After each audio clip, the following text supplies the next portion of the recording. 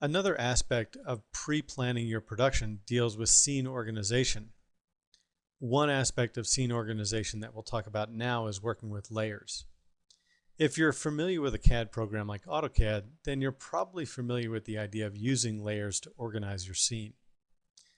If you are new to the idea of layers, they allow you to separate elements in your scene by assigning each object to a particular layer. So for instance, we're rendering an animation of a very complex building that consists of several floors with lights on each floor, furniture for each floor, and geometry that makes up each floor of the building itself. Using layers, we can separate objects by floor, and if we break it down even further, we can assign the lights on a particular floor, the furniture on a particular floor, and the geometry associated with that floor to its own layer. Another reason to use layers is that you can access the properties for each layer.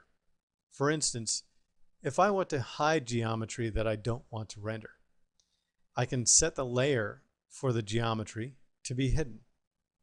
For example, in our building, if we're rendering a walkthrough of the second floor, and this was a 4-floor building, we would want to hide the layers for all the floors except the second floor. This would make our render time much faster and make working with the geometry much more efficient.